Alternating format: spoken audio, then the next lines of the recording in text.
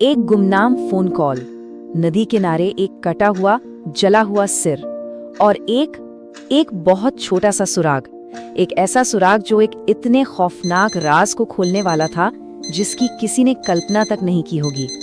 चलिए आज इस चौंकाने वाली कहानी की परतें खोलते हैं। तो बात है 28 अप्रैल 2003 की शाम की। सावर पुलिस स्टेशन में फोन की घंटी बजती है। दूसरी तरफ से एक घबराई हुई सी आवाज आती है, आवाज जो सिर्फ इतना बताती है कि बनास नदी के सूखे तल पर एक कटा हुआ सिर पड़ा है। इससे पहले कि पुलिस और कोई सवाल कर पाती, फोन कट जाता है। जब पुलिस बताई हुई जगह पर पहुंचती है तो वाकई वहां एक कटा हुआ सिर पड़ा था। पहचान छिपाने के लिए उसे बहुत बुरी तरह से जलाया गया था। लेकिन पुलिस के सामने एक बहुत बड़ा सवाल खड़ा था। अगर सिर यहाँ है तो फिर बाकी का धड़ कहाँ गया? और बस यहीं से उस खौफनाक शाम की कहानी की शुरुआत होती है। एक ऐसी कहानी जहां हर नया सुराग एक और भी भयानक सच सामने लाने वाला था। तो देखिए, पुलिस ने छानबीन शुरू की। शाम के करीब 5:30 बजे उन्हें पिलर नंबर 11 के पास वो सिर मिला।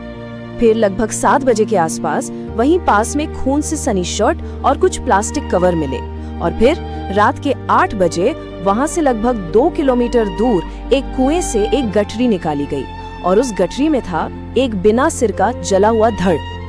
खैर, पोस्टमार्टम से एक बात तो साफ हो गई कि ये सिर और धड़ एक ही इंसान के थे।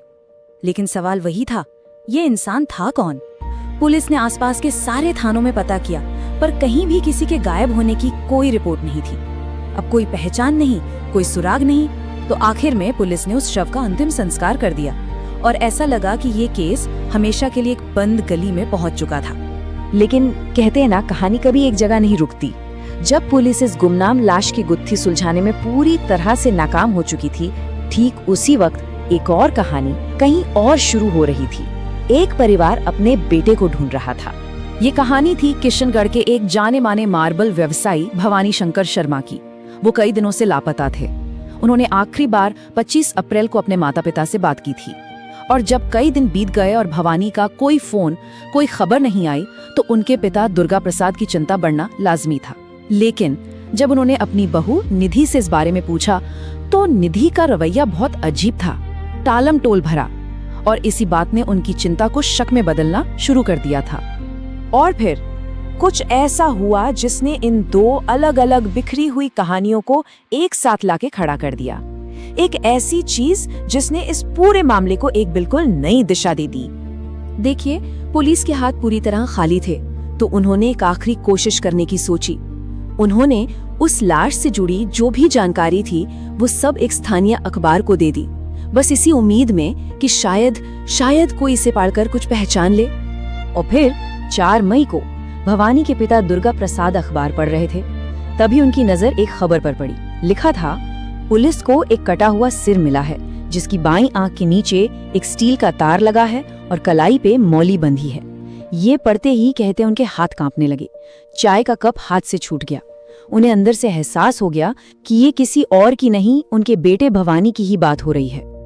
अब ये स्टील का तार कोई मामूली तार नहीं था।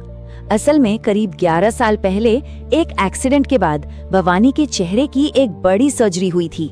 दिल्ली के सर गंगाराम अस्पताल में डॉक्टरों ने उनके गाल की हड्डी को माथे की हड्डी से जोड़ने के लिए ये खास सर्जिकल स्टील का तार लगाया था। यही वो छोटा सा सुराख था जो इस पूरे केस को सुलझाने वाला था। पुलिस ने फौरन उस सर्जन से संपर्क किया और जो सर्जन ने बताया वो हैरान करने वाला था। उन्होंने कहा कि वो पूरे देश में इस तरह की सर्जरी करने वाले अकेले डॉक्टर हैं और राजस्थान में उन्होंने ये सर्जरी सिर्फ 3 लोगों पर की थी। पुलिस ने जब बाकी 2 लोगों से संपर्क किया तो वो दोनों जिंदा और सही सलामत थे। अब पानी की तरह साफ हो चुका था, वो लाश किसी और की नहीं, भवानी शंकर शर्मा की ही थी। पहचान तो हो गई, लाश भवानी की थी, ये तय हो गया। लेकिन अगला और सबसे बड़ा सवाल था, कातिल कौन है? और इस सवाल का जवाब इतना चौंकाने वाला, इतना खौफनाक था कि किसी ने सपने में भी नहीं सोचा होगा। पुलिस ने परिवार के सभी लोगों से पूछताछ शुरू कर दी। शक की सुई शुरू से ही भवानी की पत्नी निधि पर थी, लेकिन वो एकदम शांत थी, जैसे कुछ हुआ ही ना हो। तो पुलिस ने एक दूसरा दांव खेला। उन्होंने निधि के भाई को हिरासत में लिया और उससे सख्ती से पूछताछ शुरू कर दी। बस अपने भाई को उस हालत में देखकर निधि टूट गई और उसने अपनी खामोशी तोड़ दी। उसने पुलिस के सामने अपना जुर्म कबूल कर लिया। उसने कहा, हाँ, मैंने ही अपने पति भवानी शंकर का खून किया है। और फिर निधि ने जो बताया उसे सुनकर किसी के भी रोंगटे खड़े हो जाएं। उसने एक एक करके सब बताया कि कैसे उसने पहले भवानी के जूस में नींद की गोलियां मिलाईं। फिर जब भवानी बेहोश हो गया तो उसका साथी अशोक, जो भवानी का दोस्त भी था, उसने भवानी पर कुल्हाड़ी से 10-15 बार वार किए। जब सिर तब भी पूरी तरह अलग नहीं हुआ तो निधि ने खुद किचन के चाकू से उसे धड़ से अलग कर दिया। इतना ही नहीं, उसने शरीर से बहने वाले खून को एक कैन में भरा, फिर पहचान छिपाने के लिए सिर को गैस पर जलाया और आखिर में शरीर के टुकड़ों को, कपड़ों को और हथियार को अलग अलग जगहों पर ठिकाने लगा दिया। निधि और अशोक तो पकड़े गए, कहानी यहाँ खत्म हो सकती थी। लेकिन इस कहानी का एक और पहलू बाकी था, एक ऐसा पहलू जो सीधे भवानी की जुबानी सामने आने वाला था। जब पुलिस भवानी के घर की तलाशी ले रही थी तो उन्हें एक डायरी मिली। ये भवानी की अपनी पर्सनल डायरी थी, जिसमें उसने अपनी जिंदगी का वो सच लिखा था जो किसी को नहीं पता था। ऐसा लग रहा था मानो भवानी मरने के बाद भी खुद पुलिस की मदद कर रहा हो। डायरी के पन्ने पलटे गए 15 मई 2002।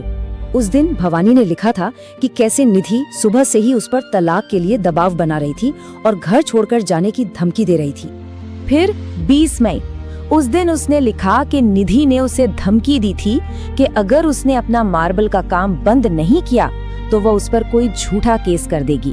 और फिर 4 जून 2002 का पन्ना, इस पर जो लिखा था वो सबसे दहला देने वाला था। भवानी ने लिखा, मुझे डर है कि मुझे खाने में जहर दिया जा रहा है। मुझे नहीं पता वो मेरे खाने में क्या मिलाती है। आजकल मेरी जुबान लड़खड़ाने लगी है। ये शब्द चीख चीख कर बता रहे थे कि भवानी को एहसास हो गया था कि उसकी जान बहुत बड़े खतरे में है।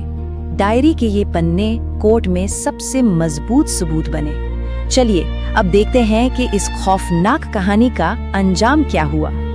तो निधि शर्मा और उसके साथी अशोक वैष्णव दोनों को उम्र कैद की सजा सुनाई गई। अशोक आज भी जेल में अपनी सजा काट रहा है, लेकिन निधि 21 साल जेल में रहने के बाद इसी साल 2 रिहा हो गई है।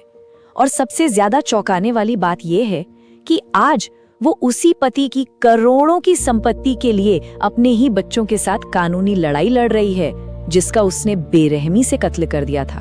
निधि ने कानून के हिसाब से अपनी सजा पूरी कर ली है, लेकिन क्या इसे सच में न्याय कह सकते हैं? ये एक ऐसा सवाल है जिसका जवाब शायद कभी नहीं मिलेगा।